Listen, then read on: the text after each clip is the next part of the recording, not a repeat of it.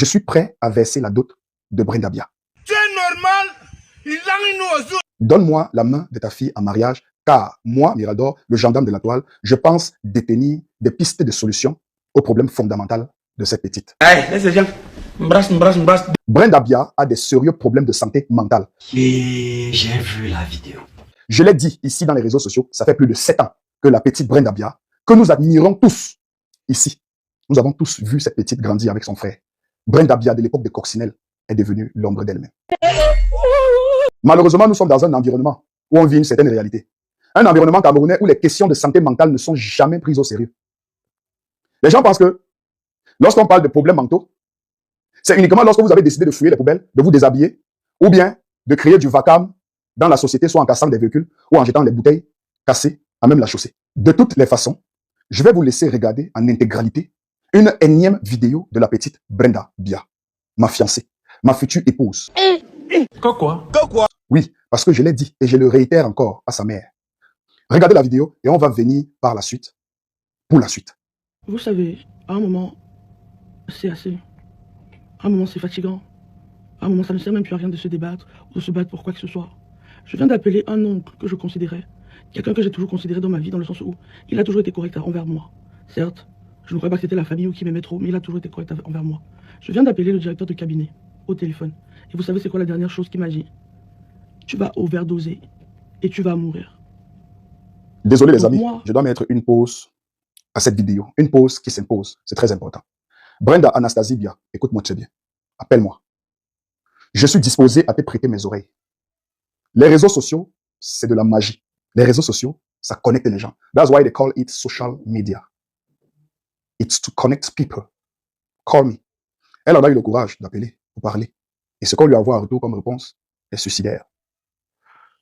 Continuons. Je suis ici dans ma chambre, je suis ici en Suisse en train de me demander 40 000 choses. Je suis en train de me demander qui est derrière ça, qui essaie de me tuer, pourquoi on veut absolument que je meure d'une overdose, pourquoi on me refuse de tout, pourquoi à chaque fois que je demande, je dis je suis suicidaire, je ne suis pas bien ici, je ne veux pas être ici, pourquoi on ne m'écoute pas.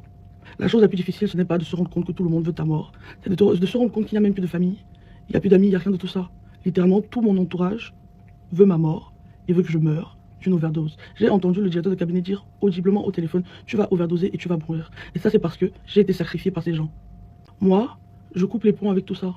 Je suis désolé, si vous voulez me juger, il n'y a pas de problème. Je coupe les ponts avec mes parents. Parce qu'ils m'ont toute ma vie, ils m'ont fait du mal. Et maintenant, je me rends compte qu'ils veulent me tuer. Je coupe les ponts avec mes parents. Dorénavant, je ne suis plus de la famille. L'argent que vous utilisiez pour me contrôler, je ne prendrai plus un seul sou. Maman, papa, venant de vous. Vous n'avez aucune idée de tout le mal qu'ils m'ont fait. Tout le mal que ces gens m'ont fait et continuent à me faire. Donc pour la campagne, vous voulez vraiment savoir qui je vais voter. Je ne voterai pas Paul Biya. Et si j'ai un jour fait du mal ou été une mauvaise personne envers les Camerounais ou envers qui que ce soit, j'en suis désolé. Et je suis vraiment désolé que c'est ma chair, mon sang ou la personne qui est censée mon père qui fait souffrir toute une nation depuis des années. Malheureusement, il fait aussi souffrir les membres de sa famille. Malheureusement, moi aujourd'hui, je n'ai plus de famille. Vous voulez tant que je meure, vous voulez tant que j'overdose. Ne m'appelez plus, et je ne prendrai plus un soin de vous. Pas un centime. Et dès que je peux, je prends mes clics et mes claques et je déménage. Et je ne posterai plus sur les réseaux parce que je dois me reconstruire. En gros, les gens, c'est mes parents qui veulent que je meure d'une overdose. C'est mes parents qui veulent ma mort. Ne votez pas Paul Biya, pas par rapport à moi, mais parce qu'il a fait souffrir assez de gens. C'est tout. J'espère vraiment qu'il y aura un autre président et je ne retirerai pas cette vidéo. Hey. Massa, je vais encore rajouter quoi? Qu'est-ce qu'il y a encore à rajouter? La petite a tout résumé. J'ai eu froid au dos. Hey. C'est pas possible. Donc, bête à la pauvreté alors. Bête à tu nais, tu vis, tu meurs toi dans la pauvreté. Parce qu'on a comme l'impression que la dépression des enfants tétés, des enfants aisés, est même plus virulente que la dépression de ceux qui vivent dans la précarité. Oh, Brenda, voici même l'espace ici. Donc, j'ai demandé ta main en mariage aux mauvaises personnes, maman. Voilà l'espace dans la maison aussi, il y a tout. La maison est calme, paisible. Qui va alors te laisser venir habiter ici? On va te laisser. Voici au moins un endroit où tu vas parler à quelqu'un qui ne va pas te juger, qui ne va pas te stigmatiser, qui ne va pas te regarder de bas ou de haut, qui ne va pas faire la sournoiserie, l'hypocrisie avec toi, qui ne va pas te pousser au suicide. On va alors te laisser venir habiter dans la petite maison aussi. On va alors te laisser. Et j'ai pas annulé mon voyage business de la Chine. Je fais un tour en Suisse. Je m'avais rencontré la petite ici. J'échange avec elle. Elle a besoin de quelqu'un qui va seulement l'écouter. Et je suis sûr que la plupart des personnes ne veulent pas l'écouter. On veut l'accabler. On veut l'acculer. On lui met la pression sur pression. On l'étouffe. Elle a besoin qu'on l'écoute. Elle a besoin d'une épaule sur laquelle elle peut mettre sa tête, se coucher, être en sécurité, s'exprimer en toute sérénité. Je vous le dis que tout comme vous, tout comme moi, Brenda Bia est une victime. Écoutez bien, elle est une victime. Ne voyez pas toute la jouissance. L'hôtel intercontinental. Ne voyez pas les sacs Gucci, Fendi, Zara. Je vous dis, Brenda Bia est aussi victime que vous, est aussi victime que moi. Voire même pire. Voire même pire. Mais Brenda, tu vas quitter Intercontinental, tu vas alors aller où, maman? Tu vas vivre comment? Ce n'était pas mieux qu'on parte nous-mêmes en Australie, même aux Philippines, au Sri Lanka. On passe se cacher quelque part là-bas en Australie, on regarde les kangourous. On regarde la nature, les kangourous sauter. On part nous en campagne. J'étais enceinte là-bas, tu accouches toi tes enfants. On commence à les éduquer. Loin vraiment de toutes ces choses du Cameroun. Ouais. Elle a même fait quoi pour mériter ça, non? Ouais.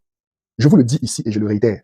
Si on venait à consulter les Camerounais sur des questions de santé mentale, croyez-moi, au moins 7 Camerounais sur 10 seront classifiés comme des personnes atteintes d'une maladie sérieusement mentale.